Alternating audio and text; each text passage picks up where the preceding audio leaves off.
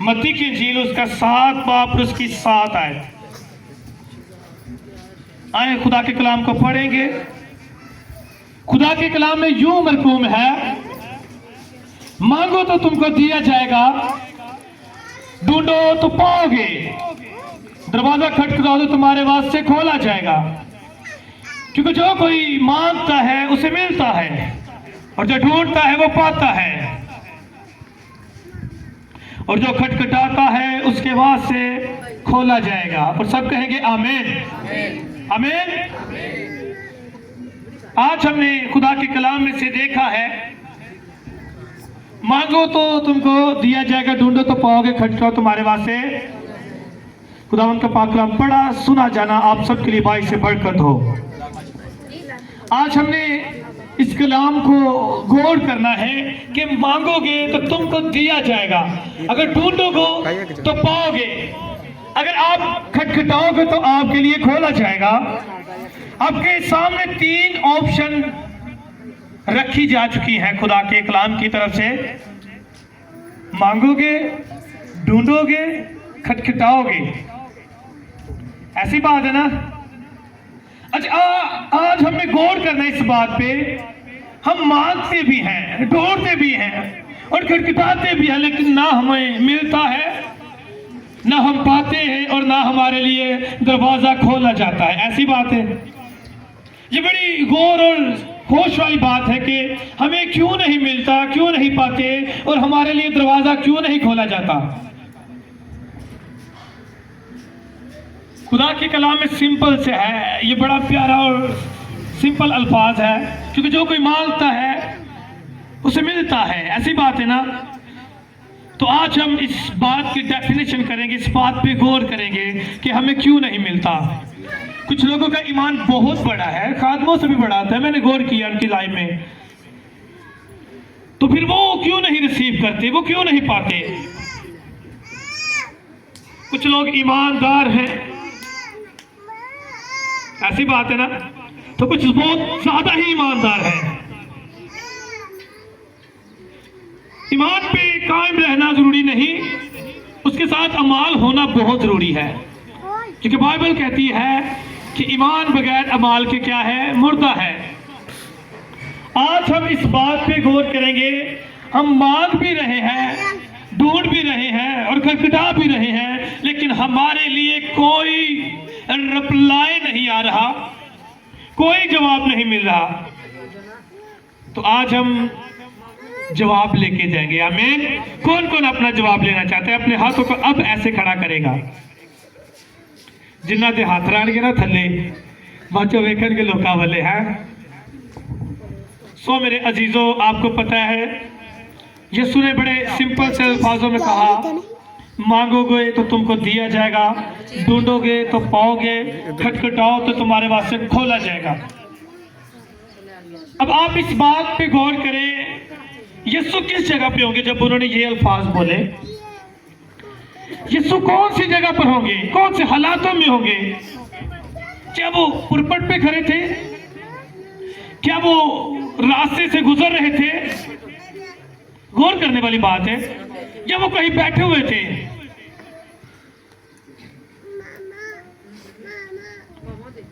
ऐसी बात है ना। तीन अल्फाज हमारे सामने हैं। क्या वो पुरपट में यानी हैकल में थे, रास्ते में चल रहे थे, या कहीं बैठ के तालीम दे रहे थे। आप इन अल्फाजों से गौर कर सकते हैं, यीशु कहाँ हो सकते हैं। मांगोगे तुमको दिया जाएगा, ढूंढोगे तो पाओगे, खटखटाओ तुम्हारे वास्ते खोला जाएगा।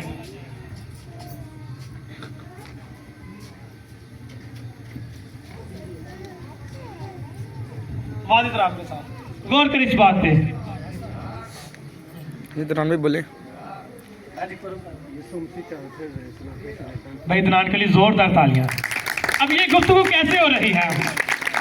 यीशु के साथ शागिर्द थे, खिदमतगुजार थे और लोग थे, और यीशु ऐसे चल रहे थे।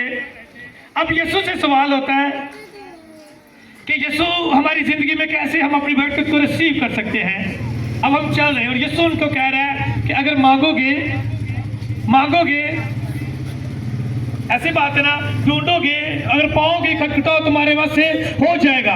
अब ये कैसे अल्फाज हैं? चल के हो रहे हैं, अब बैठने वाले अल्फाज नहीं है ये।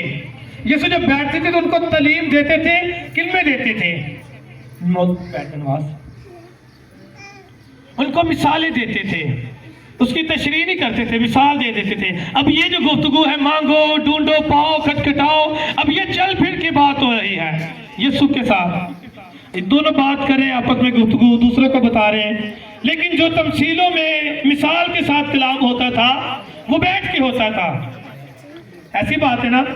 अब यीशु मसीह चल फिर के उनको कह रहे कि भी तुसी होन अगर अपने कदम बताओगे, अगे जाओगे, खटखटाओगे तो तुहानू मिलेगा। ऐसी बात है। आज हम इस बात पे गौर करेंगे, हमें क्यों नहीं मिलता। बाइबल में लिखा है कि आसमान जमीन टल जाएंगे लेकिन उसके मुंह की बातें हरगिज़, उसके मुंह की बातें हरगिज़। अगर यीशु ने ये बात कही है तो ये झूठ नहीं हो सकती। कि झूठ है? अगर यीशु ने ये बात कही तो ये झूठ तो नहीं ना हो सकती। ये सच है ना कि मांगोगे तो तुमको दिया जाएगा, ढूंढोगे तो पाओगे, खटखटाओ तुम्हारे वास्ते खोला जाएगा। मेरे अजीजों, हमें इस बात पे आज गौर करने की जरूरत है।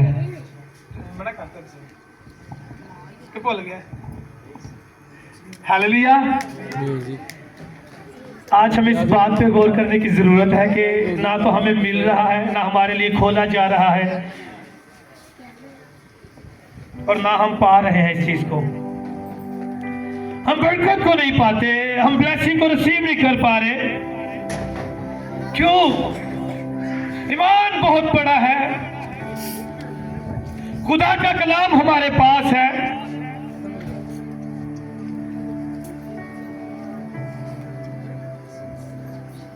ईमान बहुत बड़ा है,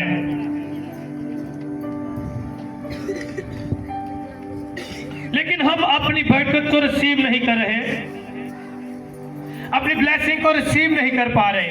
क्यों? हमें मिलता नहीं, हम पा नहीं सकते किसी चीज की। अगर हम शिद्दत करते हैं, तलाश करते हैं, अगर हम खटखटा रहे हैं, उसकी प्रेजेंस में जाके, चर्च में जाके, हजूरी में जाके गिड़गिड़ा रहे हैं, रो रहे हैं, दुआ कर रहे हैं, तो हमारे लिए वो दरवाजा क्यों नहीं खुल रहा?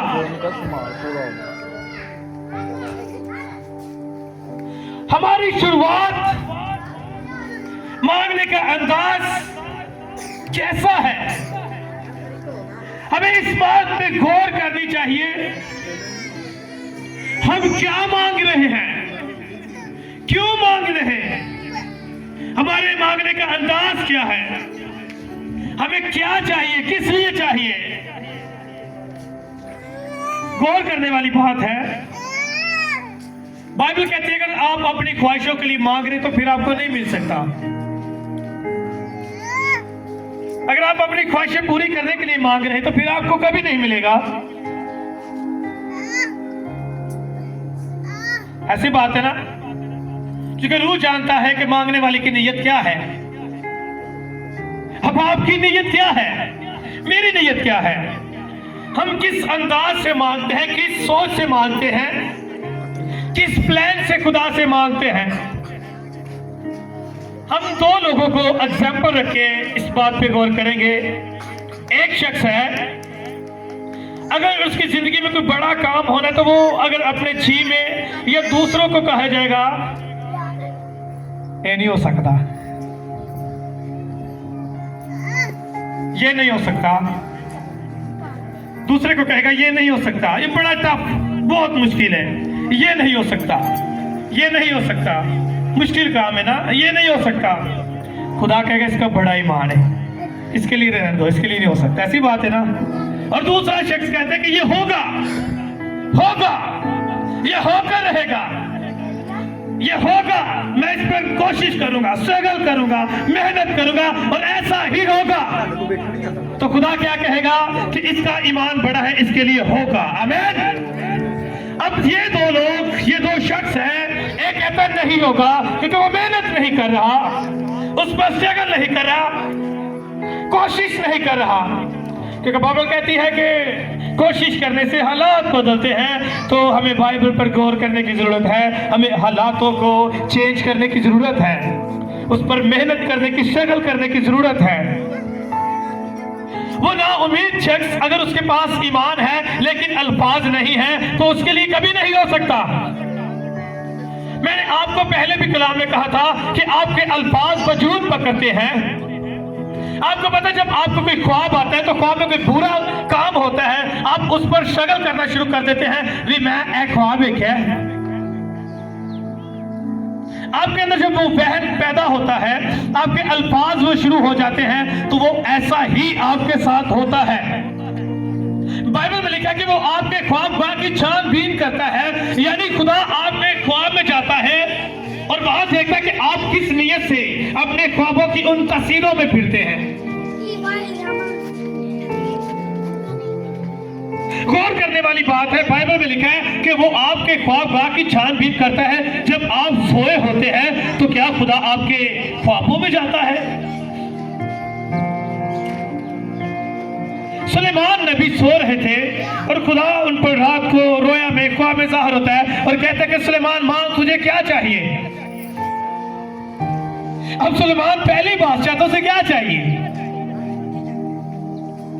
उसके पास रियासत थी, बादशाही थी, रुपया पैसा था, धन दौलत था, शोहरत थी,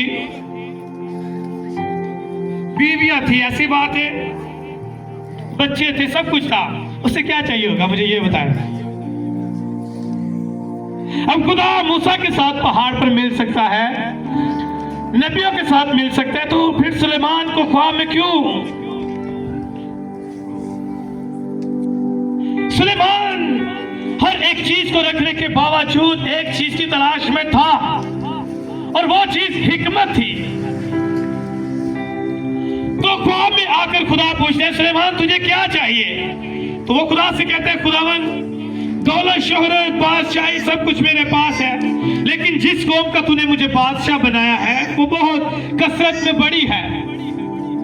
तो है खुदा, तू ऐसा करके मुझे अक्ल दिलाई, हिकमत दे दे, ताकि मैं रास्ते के साथ इनका फैसला कर सकूं। खुदा कहता है कि तूने अक्ल दिलाई को मांगा, हिकमत को मांगा, जैसा तू चाहता है ये तुझे मिल चुका है, तेरे लिए हो चुका है, लेकिन मैं अपनी तरफ से तुझे धन दौलत शोहरत देता हूं। ना दुनिया के शुरू में से किसी के पास इतनी है, ना थी और ना होगी।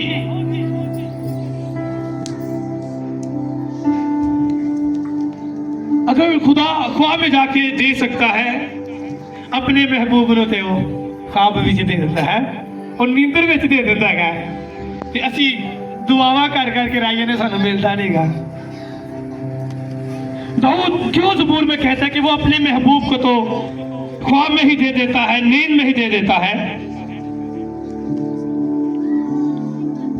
फिर क्या हमें चलने की जरूरत है, दौड़ने की जरूरत है, या बैठे रहने की जरूरत है?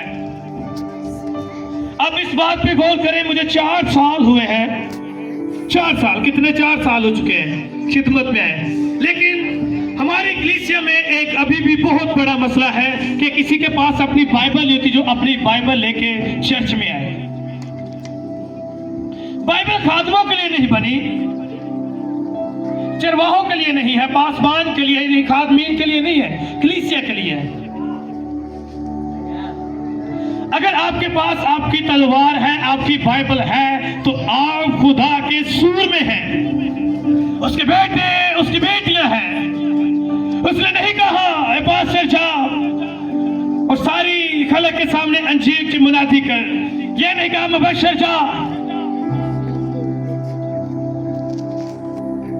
ये नहीं कहा कि जाओ ए खादमो, पास्टरो, एवेंजलिस्ट, डीकन, एल्डर, बिशप, अब जाओ और क्या करो, अंजीर की मुनादी करो। यीशु ने कहीं ऐसा नाम लिया है? यीशु ने कहा आसमान और जमीन का कुल अख्तियार मुझे दिया गया है, तुम जाओ, आप जाओ, आप जाओ, आप जाओ, आप सब जाओ, तुम जाओ और सब कौमों को शागिर्द बनाओ और उनको बाप और बेटे रूह कुदस के नाम से बपतिस्मा दो और उनको ये तालीम दो कि इन बातों पर अमल करें। किन बातों पर अमल करें? जिनका मैंने तुमको हुक्म दिया है। यीशु ने आपको क्या हुक्म दिया है?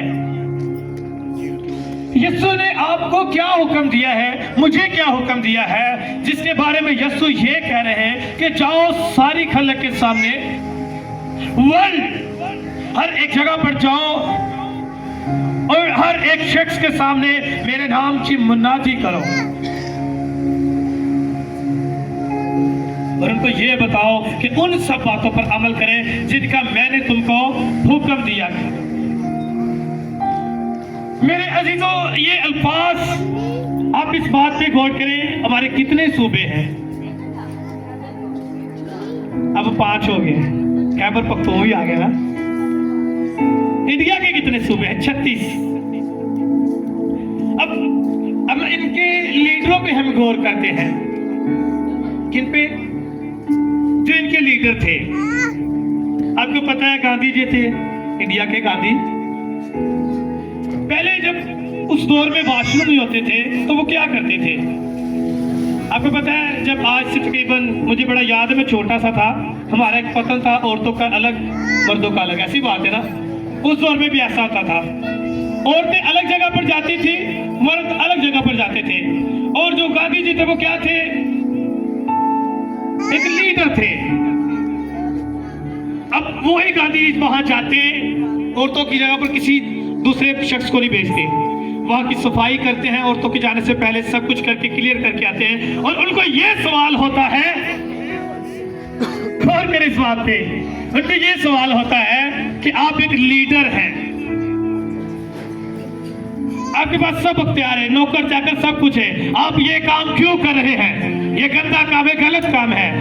तो उनके बड़े खूबसूरत अल्फाज है कि अगर यीशु शागिर्दों के पांव धो सकता है तो मैं ये क्यों नहीं कर सकता? आमीन। उसने कहा यीशु अगर शागिर्दों के पांव धो सकते हैं तो मैं ये क्यों नहीं कर सकता?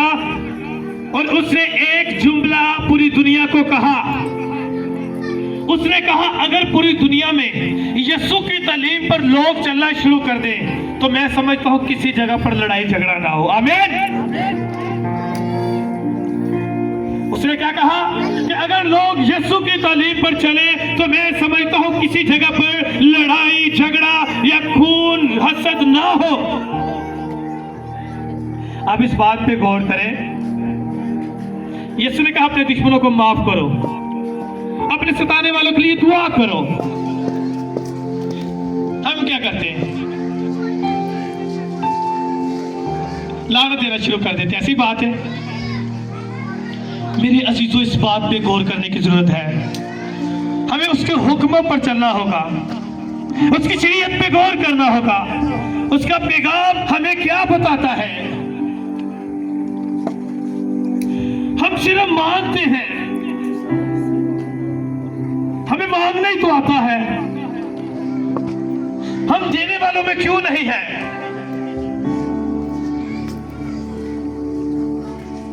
बाइबल में लिखा है कि तुम मुझे ठगते हो। खुदा ने कहा तुम मुझे ठगते हो। क्या हम खुदा को ठगते हैं? जब पूछा गया किस बात में तो कहा दे यकी में। हदिये की बात नहीं कर रहा, चंदे की बात नहीं, दे यकी की बात कर रहा हूं। खुदा ने कहा तुम मुझे ठगते हो। किसमें? दे यकी में। क्या हम अपनी तनख्वाह में, अपनी सैलरी पैकेज में खुदा के नाम का वो हिस्सा, वो दे यकीन निकाल रहे हैं? नहीं। सिर्फ हमें एक चीज मिली है, मांगना।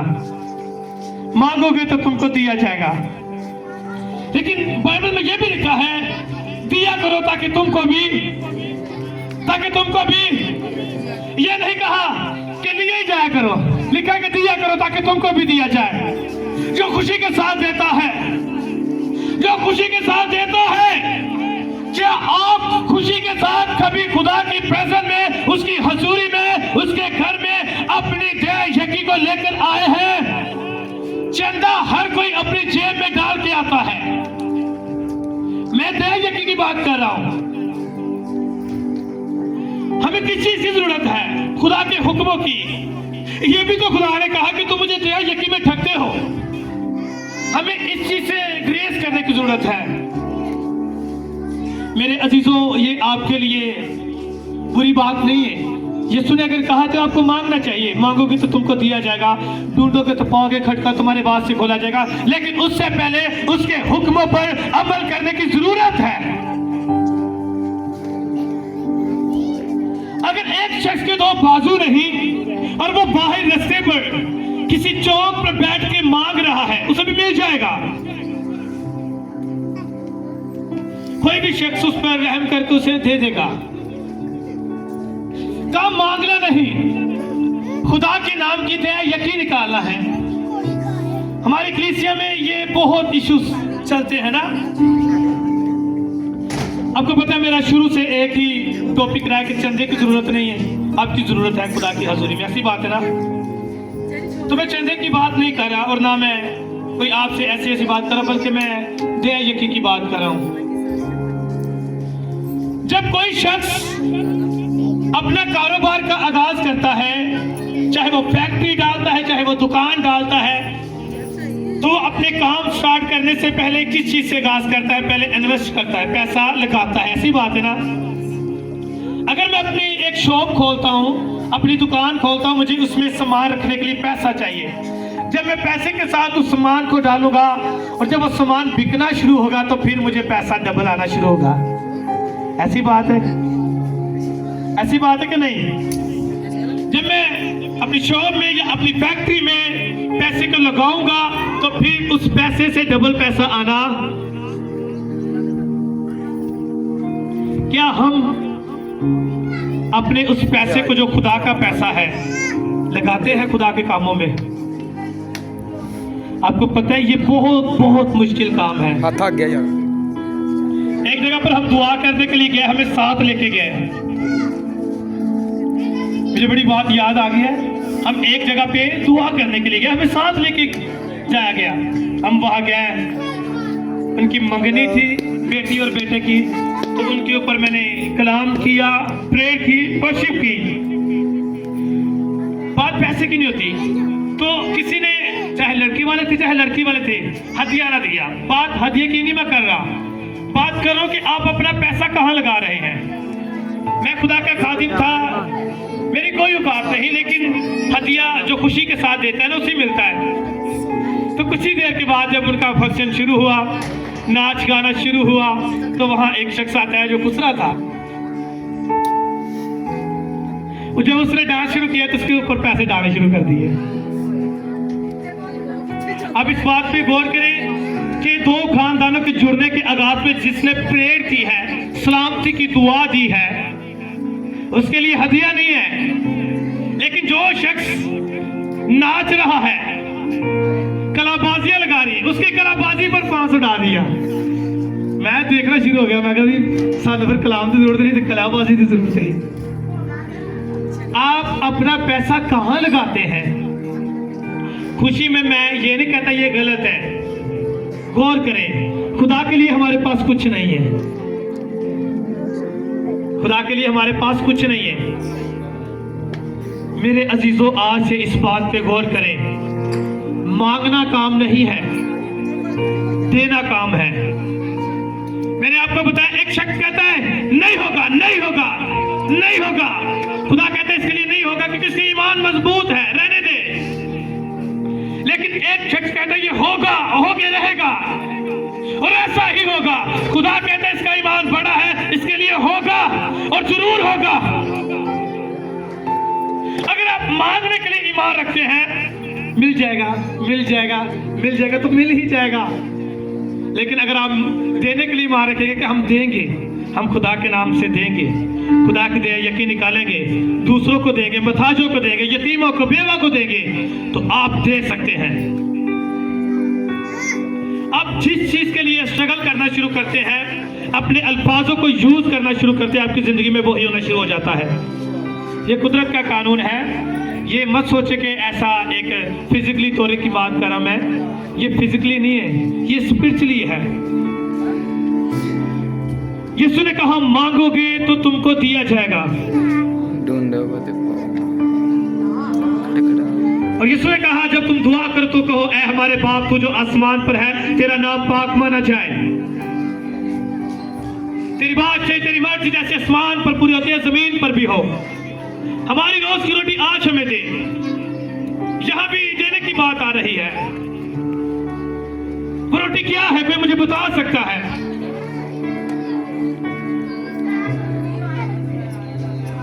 वो रोटी क्या है? क्योंकि इब्तिदा में कलाम था, कलाम खुदा के साथ था, और कलाम खुदा था, यही इब्तिदा में खुदा के साथ था, और कलाम मुजस्सम हुआ, दुनिया में आया, और उसके अपनों ने से कबूल ना किया, लेकिन जितनों ने से कबूल किया उसने उसे, उन लोगों को जितनों ने कबूल किया, अपनी बादशाही में और अपने बेटे होने का इख्तियार बख्शा। अब गौर करें वो रोटी क्या है? वो खुदा का कलाम है। यीशु ने कहा मैं जिंदगी की रोटी हूं। ऐसी बात है। और उसने शागिर्दों को रोटी तोड़ के कहा लो ये मेरा बदन है जो तुम्हारे लिए है। मेरे अजीजों, आज हमें इस बात पे गौर करने की जरूरत है, हमें क्या मांगने की जरूरत है? खुदा के कलाम को,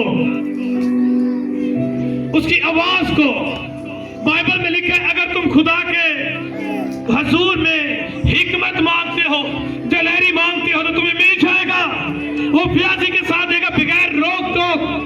वो आपके लिए देने की कुदरत रखता है।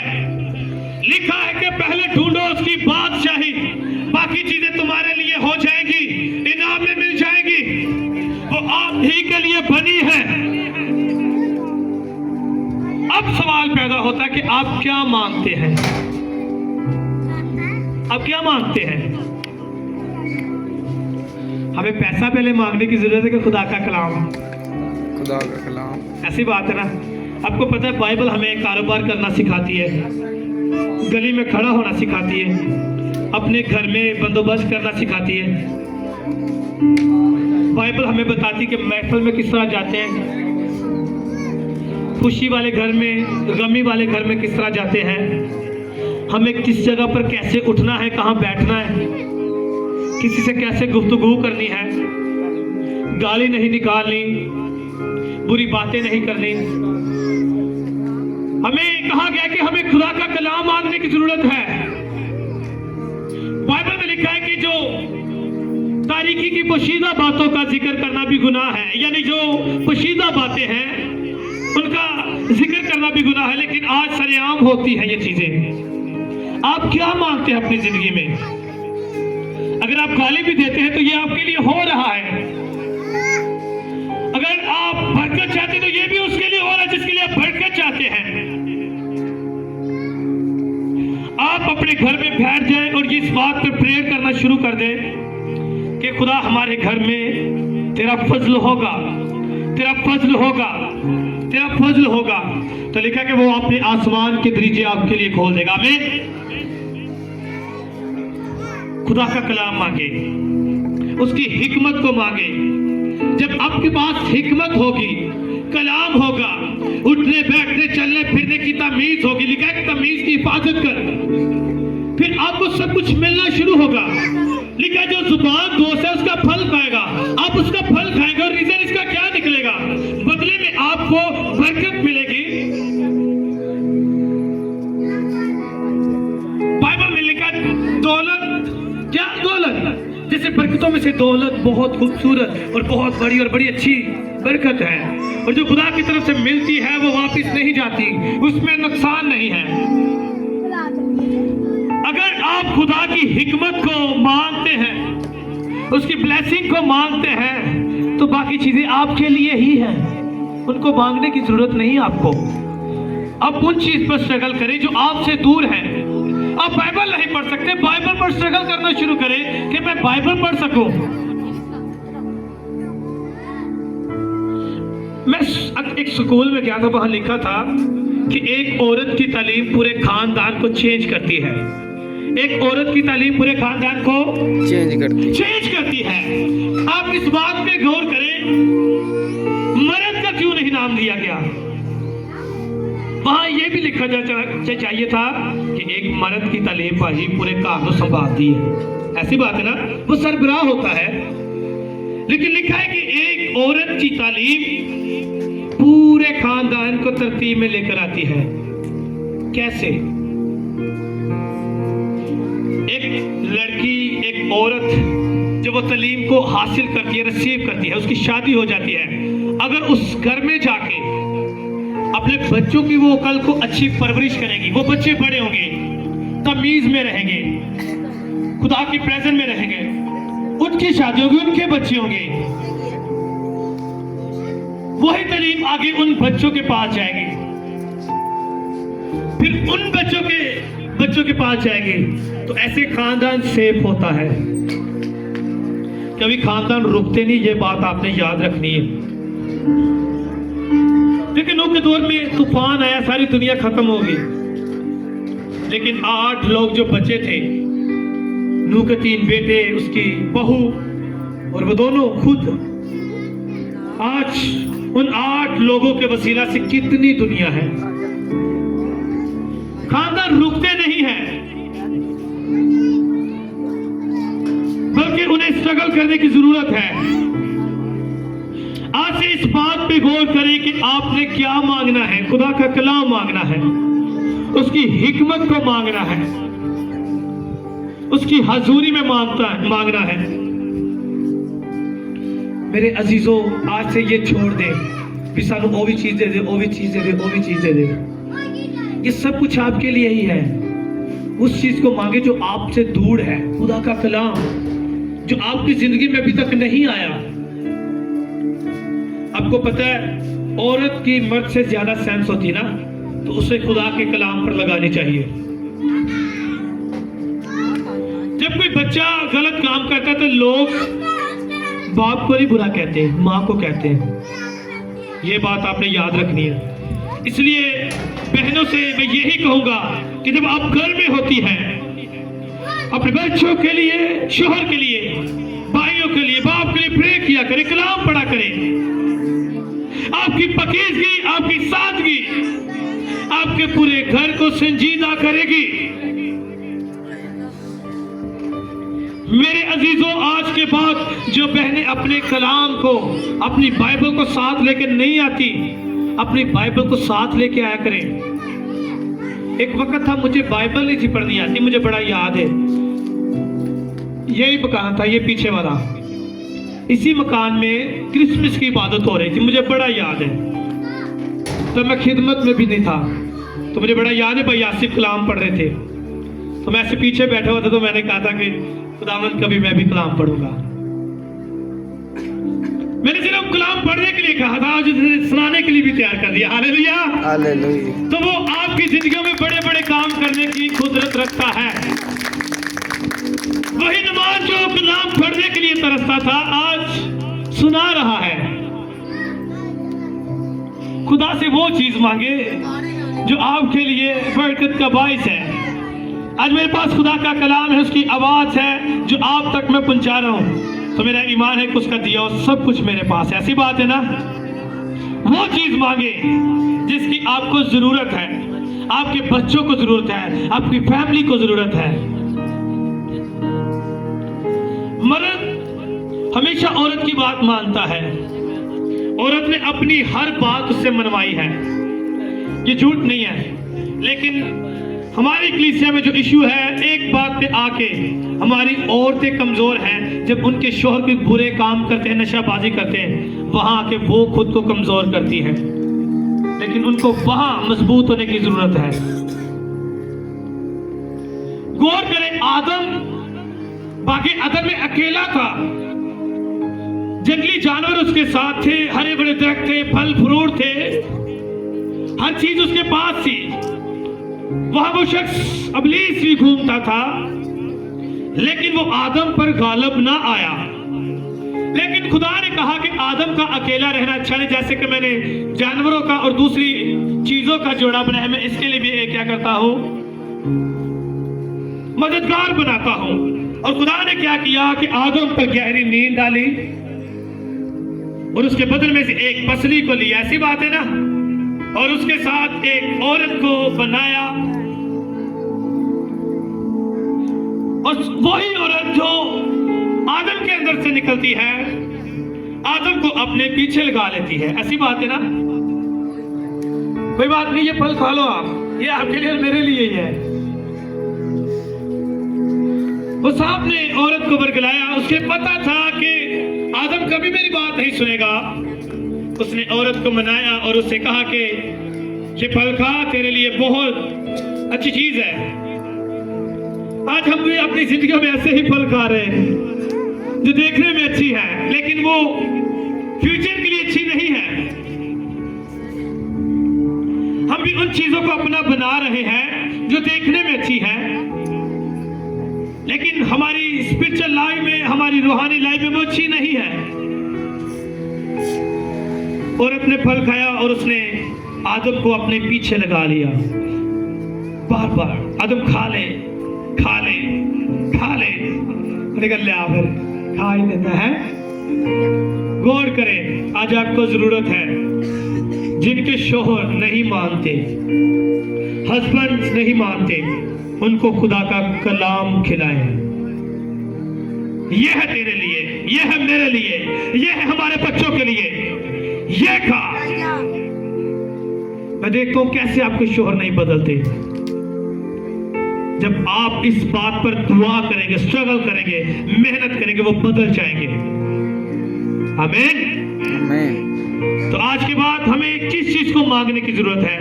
रुपये, पैसे को, गाड़ी को। ये वक्त के लिहाज से हर एक चीज मिल जाती है। जब आपके पास पैसा होता है, बरकत होती है, ये आपको मिल जाता है। उससे पहले आपको किसकी जरूरत है?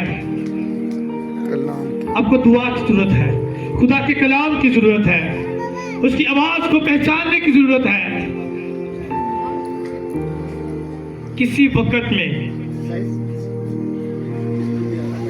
जर्मन में, किसी वक्त में लोगों की 1 महीने की सैलरी होती थी तो फिर बाइबल मिलती थी। इतनी महंगी बाइबल थी वहां पर, इतनी महंगी बाइबल थी। लोगों की 1 मंथ की सैलरी होती थी और उतनी बाइबल का रेट, उसकी कीमत होती थी। तो उस दौर में लोग क्या करते थे? पूरा महीना मेहनत करते थे, कमाई करते थे, और जब सैलरी मिलती थी जाके अपनी बाइबल खरीदते थे। Hallelujah, hallelujah. और अगर वही बात और वही चीज सेम हम पे आ जाए तो हम जो महीने के बाद सैलरी मिलेगी बाइबल लेके आएंगे कि भी?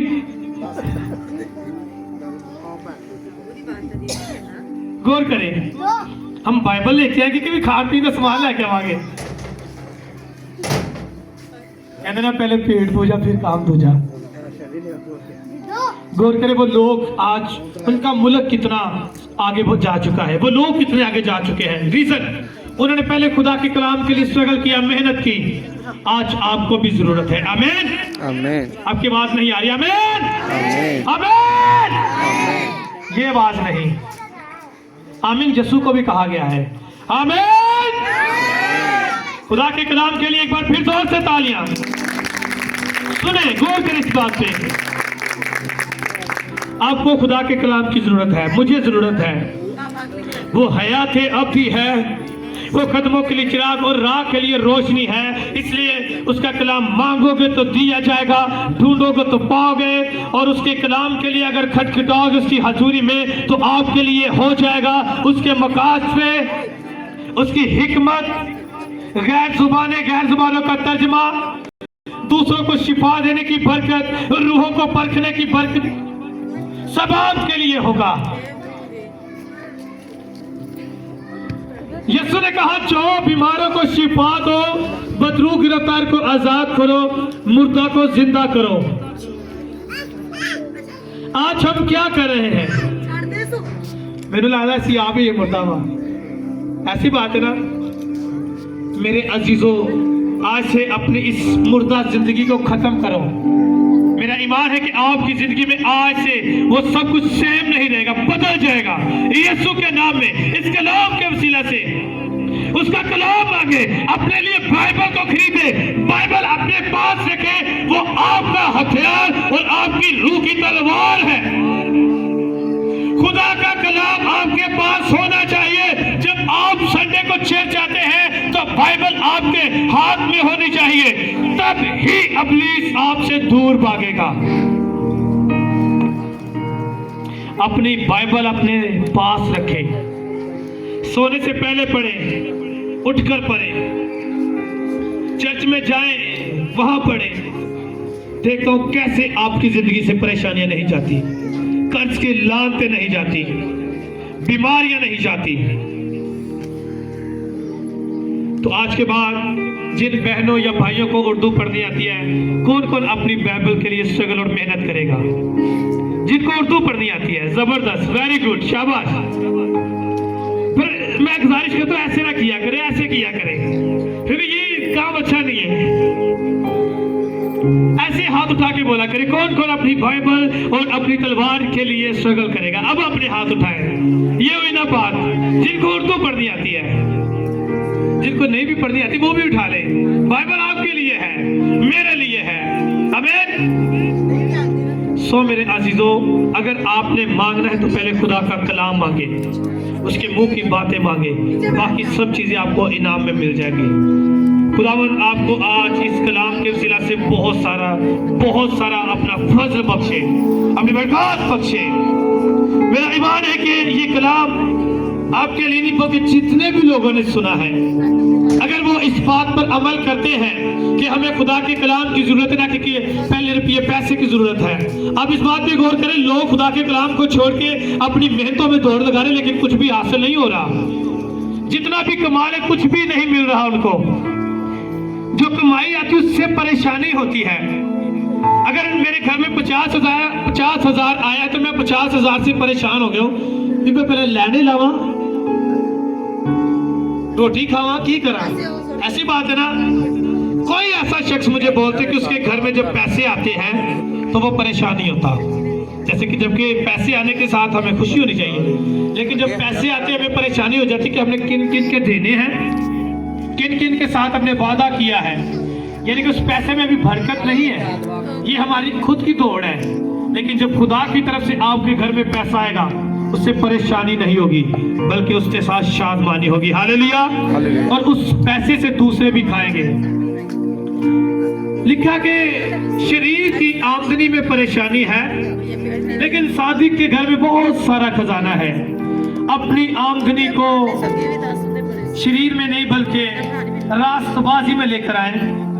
अपने खुदा के हजूर में दया यकीन निकालें, खुदा के नाम से अपने आप को आगे बढ़ाएं। मेरे अजीजों, अपनी बाइबल के लिए आज से स्ट्रगल करना शुरू करें। अपनी तलवार को अपने पास रख के चर्च में जाया करें। फिर देखता हूं कैसे शैतान आपको कमजोर करता है। आमीन। खुदा के कलाम के लिए जोरदार तालियां जाएंगे। खुदावंद का पाक कलाम बड़ा सुना है जनाना, आप सब के लिए बाइस से बरकत हो।